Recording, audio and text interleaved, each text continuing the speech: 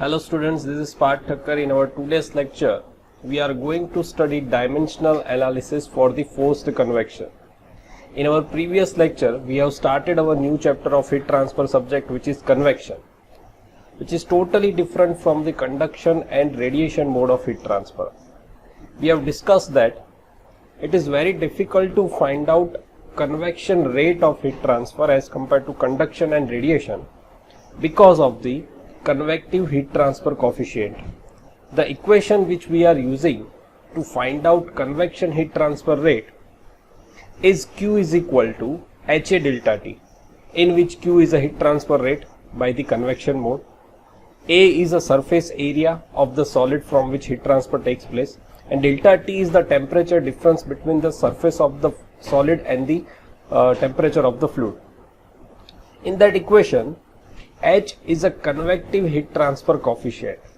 So the value of that H, convective heat transfer coefficient, depends on so many parameters like fluid properties like a fluid velocity, its viscosity, its density, its specific heat thermal conductivity, and also it depends on some parameter like geometry and the surface roughness. So it is very difficult to find out value of H. That's why finding out heat transfer rate by convection is very difficult as compared to conduction and the radiation. So to find out value of H, we are going to use one mathematical technique which we have already studied in our previous semester, which is dimensional analysis. So let's start with the first slide. As we have just discussed, that experience shows that the convection heat transfer strongly depends on the fluid properties like dynamic viscosity, thermal conductivity, density, specific heat, and the fluid velocity. It also depends on the geometry and the surface roughness. Now we are going to use dimensional analysis to generate one relation to find out value of H from this parameter. So dimensional analysis, which is important tool for analyzing fluid flow problems, it is a mathematical technique for solving several engineering problems. So there are two methods of dimensional analysis. One is a Buckingham Pi method and second is a Rayleigh's method. In our study, we are going to use Buckingham Pi method, but one can easily find out same equation, one can easily derive same equation by using Rayleigh's methods also. So in today's lecture, first we are going to apply dimensional analysis to forced convection. So to analyze forced convection, we consider there is a flow of a fluid in a tube by some external arrangement, so that it is a forced convection. Now for the forced convection, for the flow of fluid in a particular tube, the coefficient, the H, convective heat transfer coefficient, will depends on the following variable. First is the diameter of that tube, which is denoted by capital D. Second, velocity of the fluid, which is denoted by V. Then density of the fluid, which is denoted by rho. Then dynamic viscosity, which is denoted by mu, and thermal conductivity K, and specific heat of that fluid Cp. So we can write H is a function of d, v, rho, mu, k, Cp. Done. Now to apply dimensional analysis, first we need to know the primary quantities, or we can say that the fundamental quantities, which is M, L, T, T. Capital M is for the mass, L, capital L, which is for the length, capital T, which is for the time, and small t, which is for the temperature. Sorry, capital T for the temperature and small t for the time. We have to convert, we have to find out all these primary quantities or fundamental quantities of this variable. So first is our diameter, which is in meter, so that L raised to 1. Second is fluid velocity. The unit of velocity is meter per second. So in MLT quantity for M, which is our meter per second. So for meter, L raised to 1, and upon second, so for second S, it is a time. So for time, capital T, and for temperature it is small t. For time it is capital T, and for temperature we will denote by small t. So it is upon second, so capital T raised to -1. Then density, unit of density is kg per meter cube. So for kg it is capital M raised to 1, and for meter cube it is L raised to -3. Now dynamic viscosity, in our first video of convection chapter, we have used this equation tau is equal to mu dy by du, in which tau is a shear stress which is generated between the two layers whenever there is a flow of fluid. Then the one layer of the fluid which is in contact with the solid has less velocity as compared to the adjacent upper fluid layer. So there is a shear stress generated between the two layers of the fluid, and the equation of that shear stress is tau mu dy by du. Here du is a change in velocity and dy is the distance between the two layers, and mu is our dynamic viscosity. So from this equation we can find out the unit of mu, which would be kg per second into meter. So for kg, m raised to 1, for upon second, so L raised to minus 1, so sorry, for upon meter L raised to minus 1, and for upon second this is T raised to minus 1. Here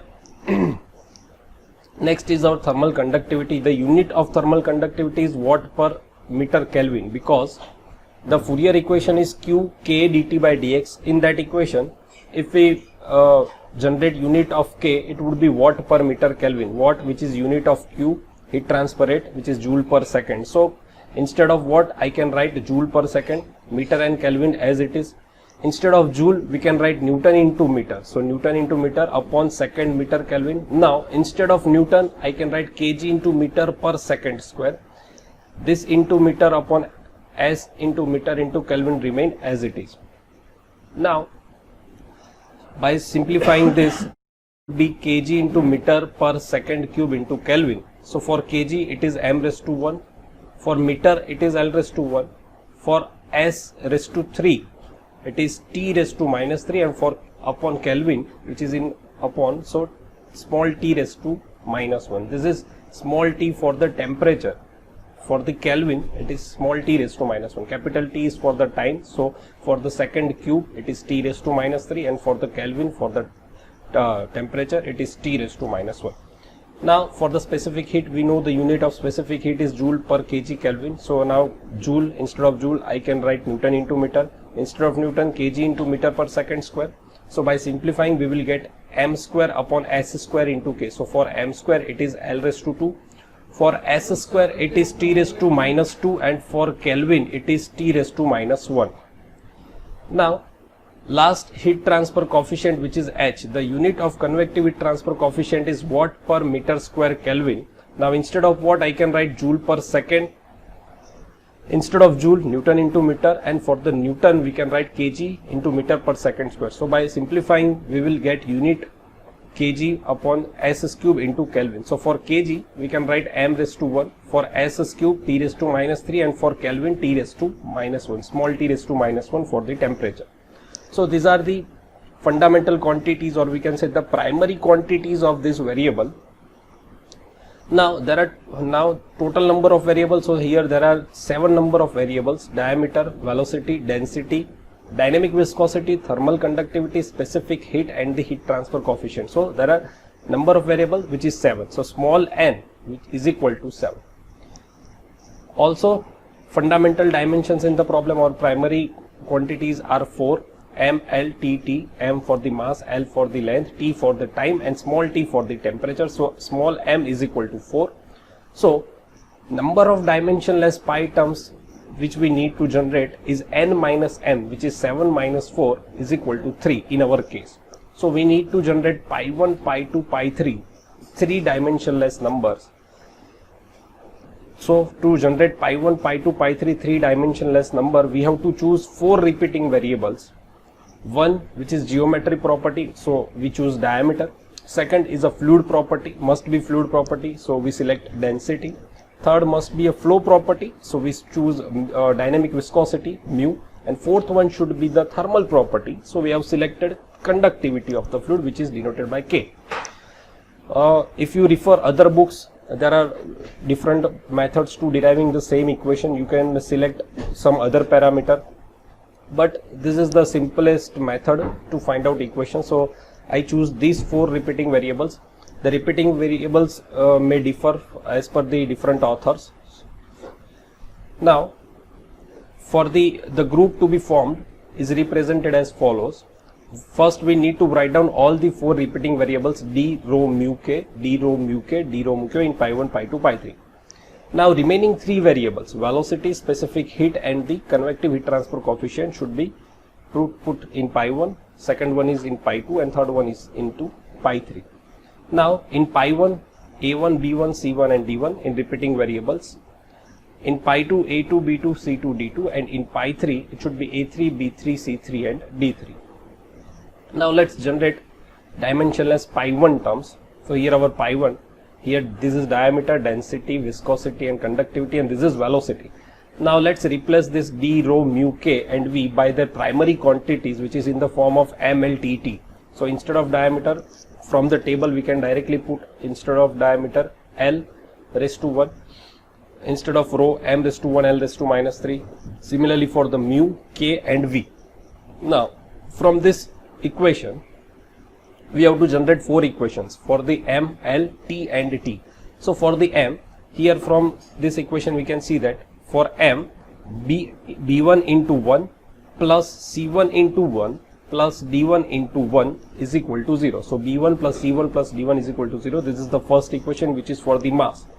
Second, for the length, so a1 minus 3b1 minus c1 and plus d1 plus 1 is equal to 0 from this equation.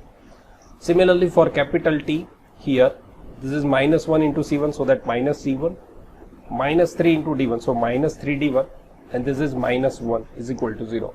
Again last, for small t, for the temperature, directly in here minus 1 into d1, so that the minus d1, so only minus d1 for the t in this whole equation. So t is equal to 0 is equal to minus d1. So we have 4 equations and the 4 unknowns, a1, b1, c1 and d1. So from this equation we can directly write d1 is equal to 0. Putting d1 is equal to 0 in this equation, we will get c1 is equal to minus 1. Putting value of this c1 and d1 in this equation, we will get b1 is equal to 1. And by putting b1, c1 and d1 in this equation, we will get a1 is equal to 1. Now putting this all the value of a1, b1, c1 and d1 in our original pi 1 equation, we will get d raised to 1, rho raised to 1, mu raised to minus 1, k raised to 0 and v. So from this equation, pi 1 is equal to d rho mu raised to minus 1, so it would be in upon k raised to 0, it means it will be 1, so d rho v by mu. This is the dimensionless number pi 1. Now we repeat same procedure for the pi 2.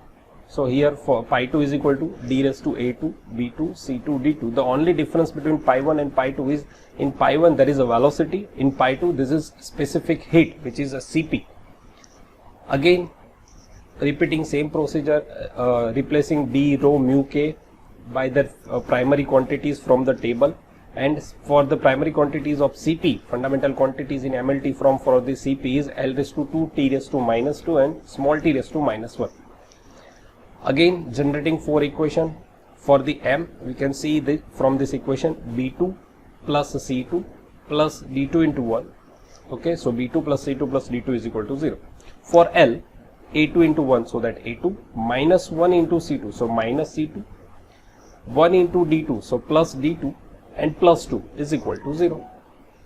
Now for capital T, here we can see that minus 1 into C2, so that minus C2, minus 3 into D2, so minus 3 D2 and minus 2 is equal to 0. Now last for the small t, directly minus 1 into D2 minus 1, so minus D2 minus 1 is equal to 0. So again we have 4 equations and 4 unknown. Solving this equation, we will get D2 is equal to minus 1. Putting value of D2 in this equation, we will get C2 is equal to 1. Now putting value of D2 and C2 in this equation, we will get B2 is equal to 0. Putting value of B2, C2 and D2 in this equation, we will get A2 is equal to 0. Now replacing value of A2, B2, C2 and D2 in pi 2 equation, we will get pi 2 is equal to D raised to 0, rho raised to 0, mu raised to 1, k raised to minus 1 and Cp. So from that we can write pi 2 is equal to mu Cp by k, which is our second dimensionless number. Now repeating procedure for again pi 3. Replace the only difference between pi 1, pi 2 and pi 3. In pi 1, the remaining variable is velocity V. In pi 2, the remaining variable is specific heat Cp. In pi 3, the remaining variable is H, our convective heat transfer coefficient. So replacing d rho, mu, k and H by their primary quantities, fundamental quantities M, L, T, T, generating equation for M, B3 into 1, so B3 plus C3 into 1, so that plus C3 plus D3 into 1, so plus D3 plus 1 is equal to 0. This is our first equation. Second equation for the L, A3 into 1, so that A3 minus 3 into B3, so that minus 3B3 minus C3 plus D3 is equal to 0. Now for capital T, here we can see minus 1 into C3 minus 3 into D3, so minus 3 D3 minus 3 is equal to 0. And the last small t, we have minus 1 into D3, so that minus D3, and here this is minus 1 is equal to 0. Again we have 4 equations and 4 unknowns. Solving this equation, we will get D3 is equal to minus 1. Putting value of D3 in this equation, we will get C3 is equal to 0. From C3 and D3, in this equation we will get B3 is equal to 0. Putting value of B3, C3 and D3 in this equation, we will get A3 is equal to 1. Now replacing value of A3, B3, C3 and D3 for the equation of pi 3, we will get d raised to 1, rho raised to 0, mu raised to 0, k raised to minus 1 into h. So our pi 3 dimensionless number would be d into h divided by k. So the 3 pi 1, pi 2 and pi 3 dimensionless number, pi 1 which is d rho v by mu, pi 2 is equal to mu Cp by k, and pi 3 which is equal to dh by k. This d rho v by mu, which is known as the Reynolds number, mu Cp by k, which is known as the Prandtl number, and dh by k, which is known as the Nusselt number. We will understand the physical significance of this Reynolds, Prandtl and Nusselt number in our upcoming videos. So now, according to pi terms, according to pi theorem, pi 3 is equal to function of pi 1 and pi 2, or we can say that pi 1 is a function of pi 2 and pi 3, or pi 2 is a function of pi 1 and pi 3. So from this we can write dh by k is a function of d rho v by mu, or mu Cp by k, or Nusselt is function of Reynolds and Prandtl, or Reynolds is a function of Nusselt and Prandtl, or Prandtl is a function of Nusselt and Reynolds. So this is for today. We have learned dimensionless analysis, dimensionless method to applied on the forced convection, how to correlate the convective heat transfer coefficient H with other fluid properties, other fluid variables which affect the value of convective heat transfer coefficient H. So that's it for today. Thank you so much.